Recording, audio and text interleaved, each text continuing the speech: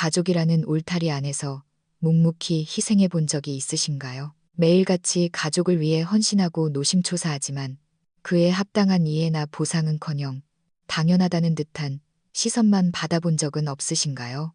혹시 가족의 화목을 지키겠다는 일념 하나로 자신의 모든 고집과 자존심을 내려놓기로 결심했던 순간이 있으셨습니까? 오늘 전해드릴 이야기는 가슴이 미어지면서도 우리에게 깊은 생각할 거리를 던져주는 어느 어머니의 실제 사연입니다. 5년이라는 긴 시간 동안 손자를 도맡아 기르며 가족을 위해 헌신했지만 며느리에게 뺨을 맞은 충격적인 사건 이후 인생을 뒤흔들 결정을 내린 한 여성의 이야기입니다. 그녀는 더 이상 참지 않았습니다. 자신의 짓밟힌 존엄을 되찾기로 결심했죠. 뒤늦게 며느리가 울며불며 용서를 빌었지만 그녀는 차갑게 대답했습니다. 이제 기회는 없다라고요. 상상이나 되십니까? 평생을 가족을 위해 바쳤는데 단 한 번의 충격적인 갈등으로 인해 자신의 모든 삶을 송두리째 바꾸게 된 그 심정을요. 도대체 무엇이 그녀로 하여금 그토록 모진 결심을 하게 만들었을까요? 무엇이 그녀가 지난 세월 감내해온 모든 인내를 한순간에 포기하게 만들었을까요? 만약 여러분도 가정 안에서 실망감을 느껴본 적이 있거나 말없는 상처를 홀로 삼켜본 적이 있다면 오늘 이 이야기는 절대 놓치지 마십시오. 이 이야기는 여러분에게 깊은 성찰을 안겨줄 것이며 어쩌면 여러분만의 결단을 내릴 용기를 가져다 줄지도 모릅니다. 제 이름은 김영자, 올해 65입니다. 저는 서울 강북의 어느 오래된 아파트 단지에 살고 있습니다. 방 3칸짜리 이 낡은 아파트는 저와 먼저 떠난 남편이 젊은 시절 먹을 것 안 먹고 입을 것 안 입어가며 피땀 흘려 장만한 집입니다. 그 당시엔 집값이 그리 비싸지 않아 2천만 원 남짓이면 살 수 있었지만 지금은 재개발 소식 덕분인지 10억이 넘는다는 소리를 듣습니다. 하지만 저는 지난 세월 동안 이 집을 팔 생각도 투자의 수단으로 여겨본 적도 없습니다. 제게 이곳은 그저 집이자 떠난 남편과의 추억이 서린 유일한 안식처이기 때문입니다. 남편은 일찍 세상을 떠났습니다. 너무나 갑작스러운 이별이었고 남편이 남긴 건 낡은 통장 하나와 이 집뿐이었습니다.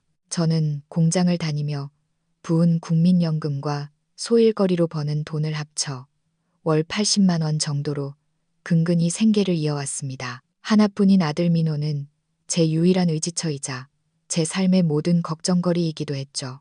5년 전 아들 민호와 며느리 지은이가 결혼하고 얼마 지나지 않아 손자 도윤이가 태어났습니다. 맞벌이 부부인 아들 내외는 눈코 뜰 새 없이 바빴습니다. 낮에는 회사 일에 시달리고 밤에는 야근이 잦았죠. 베이비시터 비용은 감당하기 힘들 정도로 비쌌기에 며느리 지은이는 조심스럽게 제게 아이를 봐달라고 부탁해왔습니다. 그날을 저는 또렷이 기억합니다. 갓난 도윤이를 품에 안고 눈시울을 붉히던 며느리와 옆에서 차마 입을 떼지 못하고 우물쭈물하던 아들 민호의 모습을요. 저는 그들이 안쓰러웠습니다. 별다른 고민 없이 그럼하고 했습니다. 내 평생의 고생이 결국 자식과 손주를 위한 것이 아니었던가 싶었으니까요. 게다가 갓 태어난 도윤이는 얼마나 예뻤던지요. 품에 안으면 느껴지는 그 말랑말랑한 온기가 제 마음을 순식간에 녹여버렸습니다. 그날부터 제 삶은 오로지 한 가지 목표, 이 가정을 중심으로 돌아가기 시작했습니다. 매일 새벽 5시 30분이면 어김없이 눈을 떴습니다. 창밖은 여전히 어둑어둑했지만 부엌에서 저는 도윤이가 먹을 이유식을 끓이고 아들 내외의 도시락을 준비했습니다. 7시까지 정신없이 움직이다 도윤이를 깨워 우유를 먹이고 기저귀를 갈아입혔죠. 아들 부부를 출근시키고 나면 저는 도윤이를 안고 예방주사를 맞히러 가거나 영유아 검진을 받고 문화센터 수업을 들으러 다녔습니다. 엘리베이터도 없는 낡은 아파트 3층을 저는 매일같이 아이를 안고 오르내렸습니다. 퇴근하고 돌아온 며느리 지은이는 찌푸린 얼굴로 종종 이렇게 말하곤 했습니다. 어머니, 도윤이 얼굴이 왜 이렇게 탔어요? 앞으론 양산 좀 씌워주세요. 혹은 어머니, 애가 왜 또 감기에 걸렸어요? 이불 제대로 안 덮어주신 거 아니에요? 그럴 때마다 저는 죄인처럼 낮은 목소리로 그래, 알았다 하고 대답할 뿐이었습니다. 가슴 한구석이 릿해졌지만 내색하지 않았습니다. 깔끔한 성격의 며느리는 집안이 항상 모델하우스처럼 깨끗하길 원했습니다. 바닥은 윤이 나야 했고 식탁 위엔 먼지 한 톨 없어야 했죠. 저도 본래 깔끔한 편이었지만 나이가 들면서 동작이 삿떠지고 가끔 청소가 늦어질 때면 며느리의 표정은 싸늘하게 굳어졌습니다. 한 번은 도윤이 분유를 타려다 급한 마음에 끓인 물을 쏟아 부엌 바닥이 흥건해진 적이 있었습니다. 퇴근한 며느리는 괜찮냐는 말 한마디 없이 쏘아붙였습니다. 어머니, 이제 도우미 이모님 부르는 거 진지하게 생각해 보셔야 하는 거 아니에요. 나이 드셔서 힘드시잖아요. 저는 멍하니 서 있다가 멋쩍게 웃으며 말했습니다. 괜찮다. 천천히 하면 돼. 사실 천천히가 아니었습니다. 이를 악물고 버티고 있었던 겁니다. 하루하루 저는 이 집의 그림자가 되어갔습니다. 친구도 만나지 못했고 맘 편히 외출도 하지 못했습니다. 혹시라도 손주가 저를 필요로 할까봐, 아들 내외에게 짐이 될까봐 아파도 병원 한번 마음 편히 가지 못했습니다. 저녁 설거지를 끝내고 소파에 앉으면 온몸이 땀으로 젖어 있었고 무릎은 욱신거렸습니다. 하지만 침대에서 새근새근 잠든 도윤이의 천사 같은 얼굴을 보면 그 모든 고통이 보상받는 기분이었습니다. 하지만 피로감은 제 마음속 깊은 곳에서 불안의 씨앗처럼 조용히 뿌리를 내리고 있었습니다. 세월은 반복되는 일상 속에 빠르게 흘러갔고 제 몸은 점점 한계에 다다르고 있었습니다. 도윤이가 초등학교에 입학하자 할 일은 더 늘어났습니다. 매일 아침 등교를 시키고 학교 시간에 맞춰 데려오고 며느리의 요구사항은 날이 갈수록 까다로워졌습니다. 아이를 돌보는 것뿐만 아니라 숙제를 봐주고 건강 도시락을 싸고 학원 가방을 챙기고 심지어 피아노 연습까지 체크하라고 했습니다. 어떤 날은 끼니조차 걸을 정도로 바빴습니다. 밤늦게 부엌 정리를 마치고 낡은 소파에 앉으면 손등에 핏줄이 붉어져 쿵쿵거리고 다리에 쥐가 났습니다. 하지만 저는 조급기 따뜻한 물에 발을 담그며 다시 이를 악물었습니다. 며느리 지은이의 태도도 어느샌가 변해 있었습니다. 어머니, 제가 아침은 저염식으로 해달라고 말씀드렸잖아요. 왜 또 간장을 이렇게 많이 넣으셨어요? 어머니, 바닥에 머리카락이 그대로 있네요. 도윤이 비염 있는 거 아시면서 청소 좀 신경 써주세요. 이런 말을 들을 때마다 저는 고개를 숙인 채 미안하다, 깜빡했구나 하며 사과했습니다. 때로는 속이 뒤집어질 듯 억울했지만 나이 먹고 고집 피우면 안 된다는 생각에 가와만사성을 되뇌며 참았습니다. 하지만 가슴에 박힌 가시는 하나둘 늘어가며 타쳐가고 있었습니다. 어느 날 옆집 박 여사가 놀러 왔다가 제가 바닥을 닦으며 손주 숙제를 봐주는 모습을 보고는 혀를 찼습니다. 아이고 영자씨, 이 나이엔 복을 누려야지. 이게 무슨 고생이야. 진명이는 영자씨 거지. 정신 똑바로 차려. 나중에 빈털털이 되지 말고. 저는 웃으며 고개를 저었습니다. 아니야. 우리 민호는 그럴 애가 아니야. 하지만 그날 밤 안방 서랍 깊숙이 넣어둔 낡은 등기 권리증을 보며 묘한 불안감이 스쳤습니다. 그날 저녁 식사 자리였습니다. 아들과 며느리가 식탁에서 낮은 목소리로 이사 이야기를 나누더군요. 도윤이가 컸으니 더 넓은 새 아파트로 가야 한다면서요. 며느리가 말했습니다. 어머니, 이 아파트는 너무 낡았고 엘리베이터도 없어서 제가 오르내리기 너무 힘들어요. 아들이 잠시 침묵하더니 말했습니다. 대출 조건을 좀 알아볼게. 아니면 어머니 명의로 이 집을 담보 잡히면 어떨까? 밥을 먹던 제 손이 멈칫했습니다. 며느리가 제 눈치를 살피더니 웃으며 덧붙였습니다. 어머니, 걱정 마세요. 대출은 저희가 갚을 거고 집 명의도 어머니 그대로 두는 거예요. 잠깐만 빌리는 거죠. 저는 입술을 깨물며 힘겹게 고개를 끄덕였습니다. 식사 후 베란다에 나가 맞은편 아파트의 환한 불빛 아래 단란하게 식사하는 가족들을 바라보는데 코끝이 찡해졌습니다. 내 평생을 바쳐 키운 아들 가족에게 이제는 내 마지막 남은 낡은 집마저 내어주어야 하는구나. 처량한 바람이 불어왔고 저는 문득 생각했습니다. 이 집에서 나는 정말 필요한 존재일까? 아니면 그저 이용 가치가 있는 도구일까? 억눌린 감정은 물이 가득 찬 컵처럼 표면 장력 위에서 위태롭게 흔들리고 있었습니다. 운명의 그날은 날씨가 참 좋았습니다. 하늘은 씻은 듯이 파랬고 공기는 적당히 따뜻했죠. 도윤이가 근처 어린이 공원에 가자고 졸랐습니다. 집안일도 얼추 끝난 터라 그럼하고 나섰습니다. 도윤이는 며칠 전 제가 사준 바람개비를 들고 신이 나서 뛰어다녔습니다. 저는 숨을 헐떡이며 아이 뒤를 쫓으며 천천히 가 넘어진다 라고 소리쳤죠. 공원 미끄럼틀에는 아이들이 많았습니다. 도윤이는 눈을 반짝이며 미끄럼틀 계단을 뛰어 올라갔습니다. 말릴 새도 없이 아이가 발을 헛디뎠고 그대로 미끄러져 바닥으로 굴러 떨어졌습니다. 심장이 덜컥 내려앉는 것 같았습니다. 저는 비명을 지르며 달려갔습니다. 도윤아, 도윤아, 무릎에서 피가 배어 나오고 있었습니다. 저는 덜덜 떨리는 손으로 가방에서 물티슈를 꺼내 상처를 닦아주려 했습니다. 도윤이는 아프다고 울음을 터뜨렸죠. 제가 어쩔 줄 몰라 하고 있을 때였습니다. 날카로운 고함이 들렸습니다. 어머니, 애를 어떻게 보시는 거예요? 고개를 들어보니 며느리 지은이가 사색이 되어 달려오고 있었습니다. 며느리는 저를 거칠게 밀치고 도윤이를 낚아채듯 안았습니다. 아이 무릎에 피를 본 며느리의 얼굴이 일그러졌습니다. 도윤이 피부 약한 거 아시잖아요. 어떻게 애가 이렇게 다치게 놔두세요? 제가 입을 열어 뭐라 변명하기도 전이었습니다. 짝!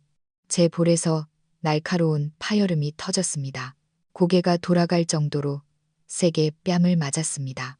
귀에서 윙하는 이명이 들렸고 왼쪽 뺨이 불에 댄 듯 화끈거렸습니다. 주변에 있던 학부모들과 아이들이 모두 동작을 멈추고 우리를 쳐다봤습니다. 저는 넋이 나간 채 굳어버렸습니다. 들고 있던 물티슈가 힘없이 바닥으로 떨어졌습니다. 며느리는 도윤이를 안은 채 울먹이며 소리쳤습니다. 그 목소리가 비수처럼 제 가슴을 찔렀습니다. 애 하나 제대로 못 보세요. 어머니, 나이 드셨으면 이제 고집 좀 그만 부리세요. 도윤이가 얼마나 아픈지 아시냐고요. 저는 그 자리에 석상처럼 굳어서 있었습니다. 입안에서 비릿한 피맛이 느껴지는 것 같았습니다. 주변 사람들의 시선이 바늘처럼 온몸을 찔러댔습니다. 쥐구멍이라도 있으면 숨고 싶었습니다. 그때 아들 민호가 헐레벌떡 뛰어왔습니다. 여보, 무슨 일이야? 아들은 찌푸린 얼굴로 저와 도윤이를 번갈아 보았습니다.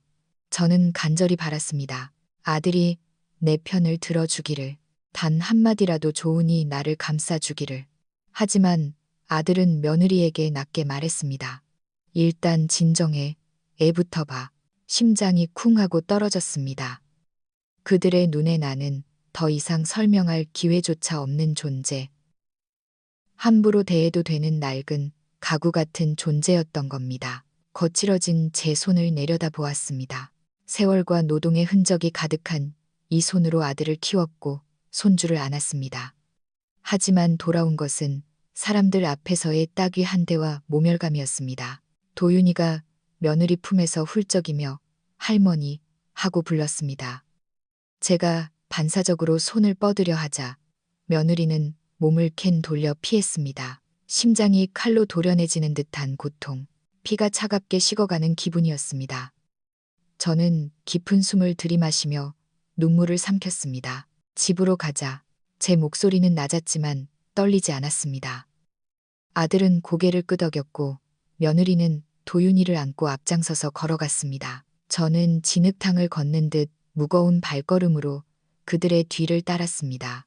집에 도착하자마자 아들은 도윤이를 살피고 제게 말을 걸려 했지만 저는 손을 내저었습니다. 듣고 싶지도 말하고 싶지도 않았습니다. 더 이상 참을 수가 없었습니다. 그날 밤 저는 베란다에 홀로 앉아 있었습니다. 도시는 밤의 불빛으로 반짝였고 멀리서 차 소리와 사람들의 웃음소리가 들려왔습니다. 하지만 제 귓가엔 아까의 그 따귀 소리, 며느리의 경멸 어린 눈빛, 그리고 아들의 비겁한 침묵만이 맴돌았습니다. 차가운 밤바람이 칼날처럼 얼굴을 스쳤습니다.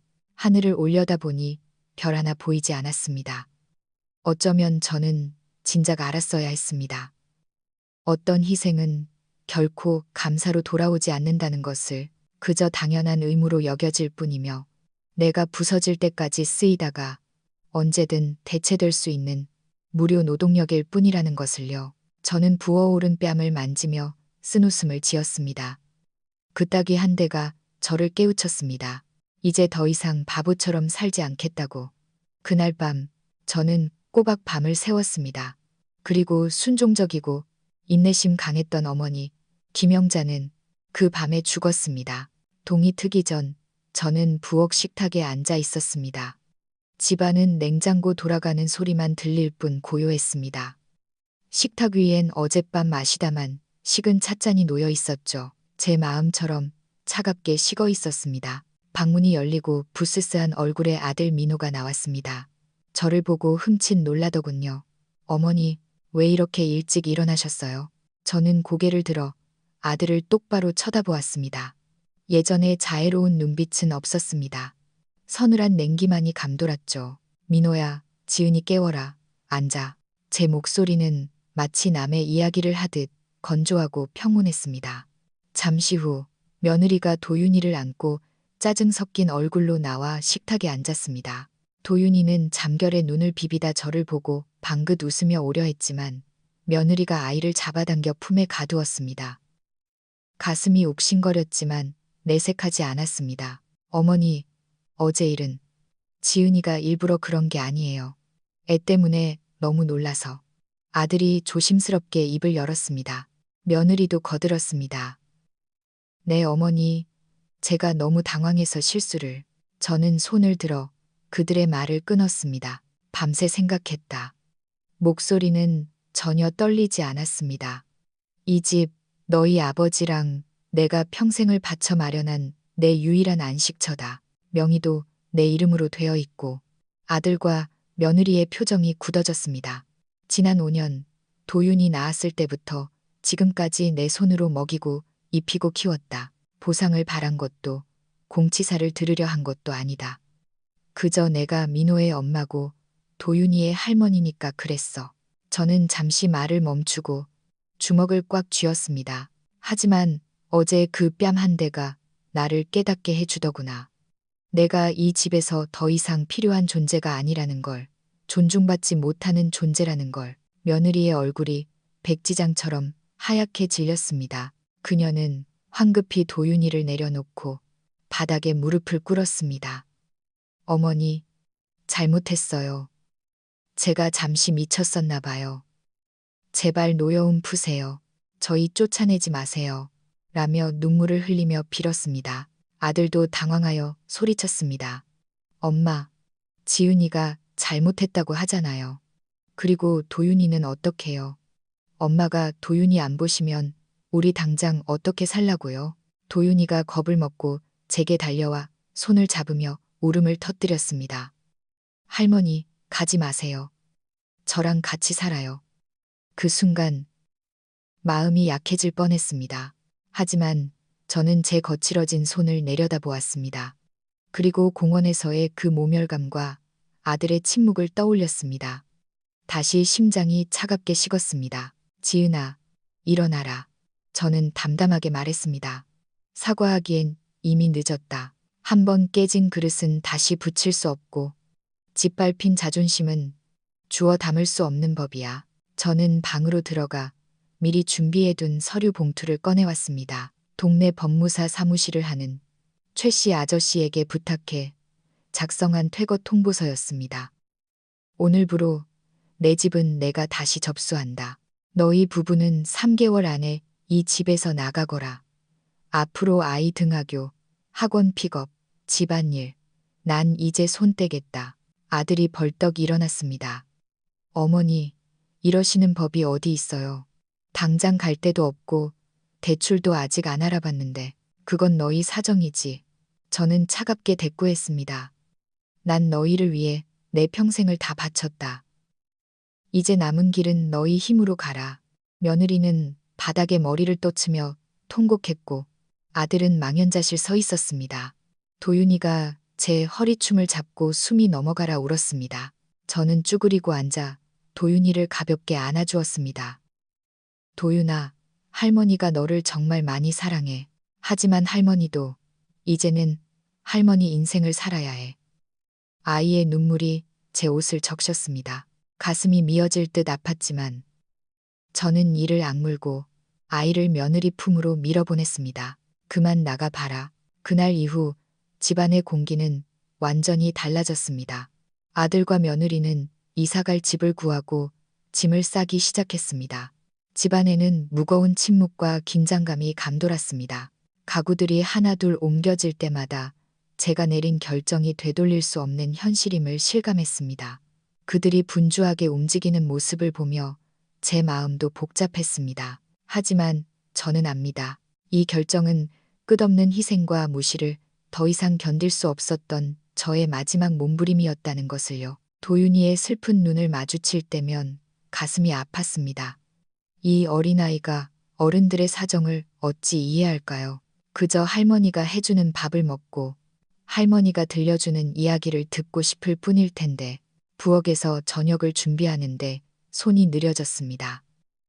예전엔 도윤이가 좋아하는 반찬 냄새와 아이의 웃음소리로 가득 찼던 부엌이 이제는 너무나 조용했습니다. 어머니, 짐 다 쌌습니다. 아들 민호가 현관에 서서 낮게 말했습니다. 저는 뒤를 돌아보지 않고 냄비만 바라보며 말했습니다. 그래, 어서 가거라. 매정한 말이었지만 꼭 필요한 말이었습니다. 아들은 한참을 서성이다가 제 어깨에 손을 올리려다 멈칫하고는 고개를 숙였습니다. 어머니, 정말 죄송해요. 저희가 부족했습니다. 건강하세요. 저는 묵묵히 고개만 끄덕였습니다. 아들의 사과도 며느리의 뒤늦은 후회도 이미 굳어진 제 마음을 돌릴 순 없었습니다. 많은 일들은 참는다고 해결되는 게 아니었습니다. 특히 훼손된 존엄은 인내할수록 더 망가질 뿐이라는 걸 깨달았으니까요. 해질녘 아이들이 짐을 싣고 떠날 준비를 마쳤습니다. 도윤이는 끝까지 제 손을 놓지 않으려 했습니다. 할머니, 안녕.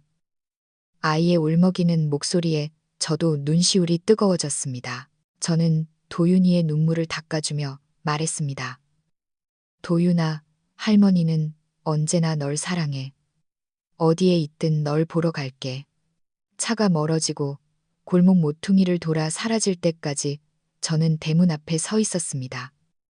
차가 사라지자 사방이 쥐 죽은 듯 조용해졌습니다. 그 정막이 거대한 파도처럼 밀려와 제 가슴을 덮쳤습니다. 텅 빈 거실 소파에 앉아 도윤이가 가지고 놀던 장난감을 바라보았습니다. 참았던 눈물이 터져 나왔습니다. 외롭고 고통스러웠습니다. 하지만 후회하지는 않았습니다. 이것은 제가 선택한 길이고 제 존엄을 지키기 위해 치러야 할 대가였으니까요. 저는 일어나 도윤이 방으로 갔습니다. 벽에 붙은 아이의 그림을 쓰다듬으며 마음을 다잡았습니다. 고통스럽지만 한편으로는 묘한 해방감이 느껴졌습니다. 창밖으로 지는 노을을 바라보며 생각했습니다.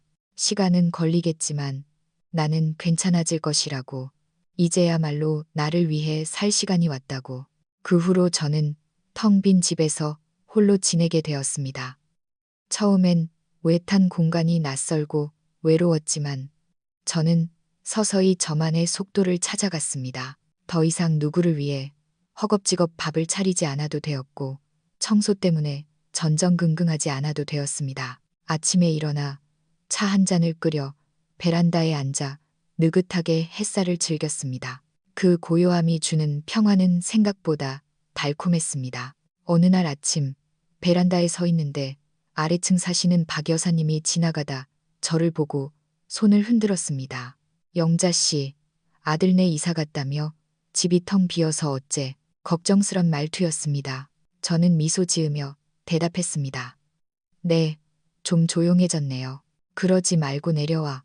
우리 복지관에서 라인댄스 배우는데 영자 씨도 같이 해. 집에만 있으면 병나. 그 말에 저는 잠시 망설이다가 고개를 끄덕였습니다. 그래요? 한번 가볼까요? 그날 오후 저는 박 여사님을 따라 복지관 댄스 교실에 갔습니다. 처음엔 쭈뼛거렸지만 신나는 음악에 맞춰 몸을 움직이다 보니 어느새 제가 웃고 있다는 걸 깨달았습니다. 땀을 흘리며 스텝을 밟는 동안 잡념이 사라지고 가슴이 뻥 뚫리는 기분이었습니다. 수업이 끝나고 박 여사님이 제 등을 두드리며 말했습니다. 거봐, 잘하네. 이제 매일 나와. 저는 활짝 웃으며 그럴게요라고 대답했습니다. 저는 이제 매일 댄스 교실에 나갑니다. 그곳에서 저처럼 자식 뒷바라지 하다가 이제야 자신의 삶을 찾은 친구들도 많이 사귀었습니다. 우리는 서로의 이야기를 나누고 맛있는 것도 먹으러 다니며 즐겁게 지냅니다. 저만을 위해 요리하는 즐거움도 알게 되었습니다. 도윤이가 그립기도 하지만 제가 건강하고 행복해야 도윤이에게도 더 좋은 할머니가 될 수 있다는 걸 압니다. 가끔 밤에 자리에 누워 지난 날을 돌아봅니다.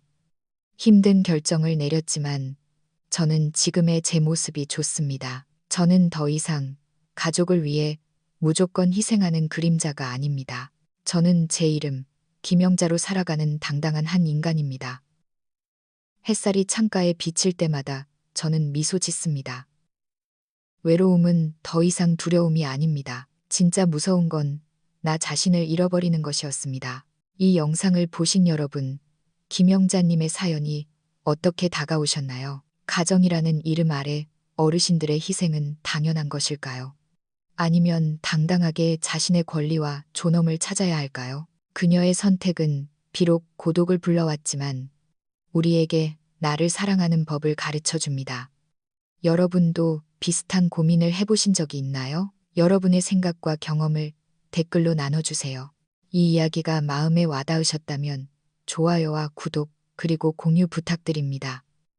여러분의 공감이 더 많은 이들에게 위로가 될 수 있습니다. 감사합니다.